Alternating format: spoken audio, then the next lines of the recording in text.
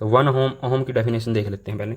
1 Om when 1 volt potential difference. अब 1 ओम कैसे निकालोगे, रेजिस्टेंस निकालनी है ना, रेजिस्टेंस की value V divided by R, V divided by I, ये होती है resistance, V divided by I. तो वी की वैल्यू अगर मैं 1 पुट कर दूँ तो 1 वोल्ट, आई की वैल्यू अगर मैं 1 पुट करूँ तो 1 एम्पियर, यानी 1 वोल्ट और 1 एम्पियर का रिलेशन है ना, ये 1 वोल्ट 1 एम्पियर।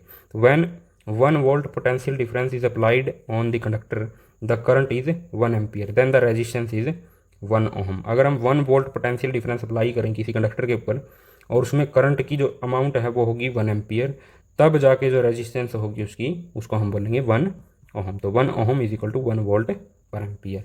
अब ये रियोस्टेट क्या है, it is a variable resistance use in an electrical circuit. Variable का मतलब आपको पता ही है, जिसकी वैल्यू चेंज होती रहती है उसको हम क्या बोलते हैं, वेरिएबल। तो एक ऐसा रेजिस्टेंस जिसकी वैल्यू चेंज होती रहती है, यानी हम उसको 1 ओम कर सकते हैं, 2 ओम, जो भी उसमें वैल्यूज़ हैं पहले से ही, उसको हम बोलेंगे।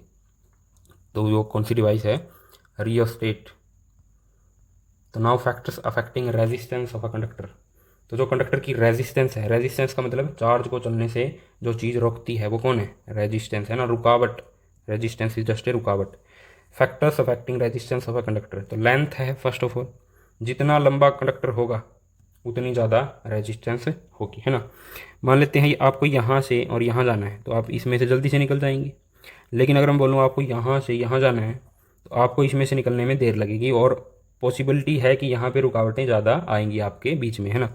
अगर कंडक्टर बहुत ज़्यादा होगा, या कोई भी मान लेते हैं ये पाइप है, अगर इसके अंदर कुछ भी यहाँ पे कीचड़ है इतना सारा, और यहाँ से यहाँ, अगर आपको यहाँ से यहाँ जाना है तो ईजी है, लेकिन अगर आपको इस पॉइंट से इस पॉइंट तक जाना है तो मुश्किल है आपके लिए, है ना। बहुत सारी क्या है, रुकावट है बीच में। तो रेजिस्टेंस है जो डायरेक्टली प्रोपोर्शनल है किसके, लेंथ के। जितनी ज़्यादा लेंथ उतनी ज़्यादा रेजिस्टेंस। अब जाते हैं एरिया ऑफ क्रॉस सेक्शन। किसका area of cross section, conductor का। Resistance is inversely proportional to the area of cross section of the conductor. यहाँ पे गलत हो गया भाई, ये यहाँ पे लिखा हुआ है 1/a लिखेंगे इसको, है ना। इनवर्सली प्रोपोर्शनल क्या होता है, 1/a। तो ये है इनवर्सली प्रोपोर्शनल। इसका मतलब क्या है, मान लेते हैं ये कंडक्टर है, या एक ये पाइप है जिसके अंदर से आपको जाना है, और एक ये पाइप है जिसके अंदर से आपको जाना है। तो किस में ईजी है, ये जो पाइप है, जो बड़ी पाइप है, इसके अंदर से जाना ईजी है ना, आसानी से चले जाएंगे। तो इसका ये जो क्रॉस सेक्शन एरिया, ये जो एरिया है ये क्या है, ये ज़्यादा है। तो जिसका एरिया ज़्यादा उसमें आसानी है आपको, और जिसमें आसानी है उसमें रेजिस्टेंस कम है ना। जितना ज़्यादा एरिया उतनी ज़्यादा रेजिस्टेंस कम होगी। Now temperature, resistance is directly proportional to the temperature of the conductor. और सीधी सी बात है, जितनी ज़्यादा गर्मी होती है उतनी ज़्यादा हमें परेशानी होती है। तो रेजिस्टेंस को भी क्या है, परेशानी, रेजिस्टेंस भी क्या है, परेशानी ही है। तो जितना ज़्यादा टेम्परेचर बढ़ेगा किसी का, तो वो उसकी रेजिस्टेंस भी क्या होगी, बढ़ेगी। Nature of the material, conductor का कैसा है, resistance depend on the nature of the material. तो किस टाइप का मटेरियल आप यूज़ करेंगे। अगर आप नॉन कंडक्टर यूज़ करेंगे तो उसमें क्या है, रेजिस्टेंस उसकी हाई होती है, करंट फ्लो नहीं करेगा। कंडक्टर है उसकी रेजिस्टेंस कम होती है। कंडक्टर में भी अलग अलग टाइप के कंडक्टर हैं जिनकी रेजिस्टेंस अलग अलग होती है ना। तो ये 4 फैक्टर्स हैं जिन पे रेजिस्टेंस डिपेंड करती है। तो फर्स्ट जो फैक्टर यहाँ पे देख लेते हैं फार्मूला ऑफ रेजिस्टेंस में, जैसे ये है, एक तो था एरिया ऑफ क्रॉस सेक्शन पे डिपेंड करती है। जितना ज़्यादा एरिया उतनी ज़्यादा रेजिस्टेंस कम, जितनी ज़्यादा लेंथ उतनी ज़्यादा रेजिस्टेंस। तो अब इसका फार्मूला है रेजिस्टेंस का, कैसे निकालेंगे। Resistance of a conductor is directly proportional to L, ये हमने पढ़ा है अभी R is directly proportional to L. दूसरा R is inversely proportional to 1/l, ये भी हमने पढ़ लिया, R is inversely proportional to 1/l। तो ये जो दोनों फैक्टर्स हैं, ये है इक्वेशन नंबर 1, ये है equation number 2। R directly proportional to L, R inversely proportional to A. तो हम इन दोनों को कंबाइन कर देते हैं, तो are is proportional to L/A। तो इसको जब हमने इस प्रोपोर्शनल के साइन को हटाना है तो हम एक कॉन्स्टेंट से मल्टीप्लाई करेंगे। तो यहाँ पे ये कॉन्स्टेंट है रो, इसको बोलते हैं रो। तो यहाँ पे आर का जो फार्मूला बना, R is equal to rho L/A। तो ये रो क्या है, rho is nothing but a constant of proportionality, है ना। प्रोपोर्शनैलिटी को हटाने के लिए हमने जिस कॉन्स्टेंट का यूज़ किया उसको हमने बोला क्या, रो। और इसी को बोलते हैं रेजिस्टिविटी। ये क्या है, रेजिस्टिविटी है। रेजिस्टिविटी क्या है, तो रेजिस्टिविटी की डेफिनेशन देख लेते हैं। Resistivity is the resistance offered by a cube of material of side 1 metre. Resistivity is resistance. Resistivity वो रेजिस्टेंस है, अगर हम 1 मीटर का क्यूब ले लें किसी मटेरियल का, मान लेते हैं ये गोल्ड है, सोना है ये हमारे पास, और सोने का हमने 1 मीटर का क्यूब ले लिया, तो ये साइड है इसकी 1 मीटर, 1 मीटर है ना। तो ये साइड होगी 1 मीटर। तो अब इसके अंदर जो रेजिस्टेंस होगी करंट, मान लेते हैं स्पेस से स्पेस में ऐसे करंट चला गया, तो जब ये करंट जाएगा तो इसको जितनी रेजिस्टेंस शो होगी उस अमाउंट ऑफ रेजिस्टेंस को हम बोलते हैं रेजिस्टिविटी। अब हमने इसमें सारी चीज़ें फिक्स कर दी। क्या चीज़ें फिक्स कर दी? Area of cross section fix कर दिया, क्योंकि हमने बोला क्या साइड 1 मीटर। लेंथ फिक्स कर दी, क्योंकि ये भी कितनी है 1 मीटर। तो लेंथ और एरिया दोनों क्या हो गए फिक्स। इसलिए जो रेजिस्टिविटी की वैल्यू है किसी भी मटेरियल के लिए वो होती है फिक्स, कांस्टेंट। वो किसी भी चीज़ के चेंज होने से चेंज नहीं होती है, इसकी एक फिक्स वैल्यू होती है। गोल्ड के लिए अलग है ना, क्योंकि साइज़ तो हमने इसमें फिक्स कर दिया 1 मीटर। तो 1 मीटर का अगर कोई क्यूब ले लें किसी मटेरियल का, तो वो जितनी रेजिस्टेंस शो करता है उसको हम बोलते हैं resistivity. When the current flow perpendicular to its opposite faces. Opposite faces का मतलब ये एक फेस है, ये दूसरा फेस है, तो इसके ऐसे जब करंट फ्लो करता है तब जो रेजिस्टेंस शो होगी उसको हमने बोला क्या, रेजिस्टिविटी। और रेजिस्टिविटी की जो एसआई यूनिट है वो है ओहम मीटर। आसानी से निकाल सकते हैं आप इस फार्मूले से, है ना। इसकी यूनिट निकालनी है तो बाकी सारी चीज़ों को इस साइड लेके चले जाओ। ऊपर आ जाएगा एरिया, नीचे आ जाएगी लेंथ।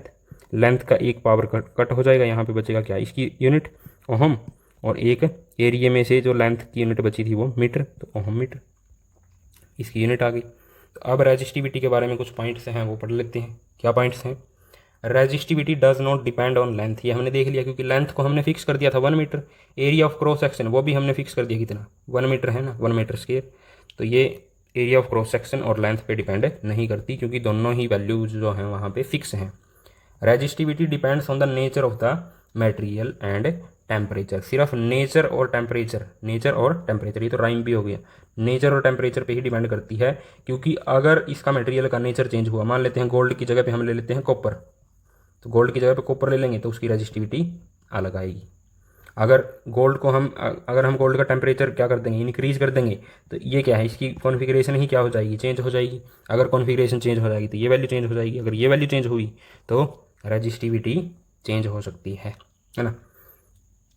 तो resistivity of N alloy is greater than that of its constituent metals, यानी जिस मेटल की एलॉय हमने ली है उस मेटल से एलॉय की रेजिस्टिविटी होती है ज़्यादा। सिंपली आपको याद रखना है, resistivity of alloy is greater than metals.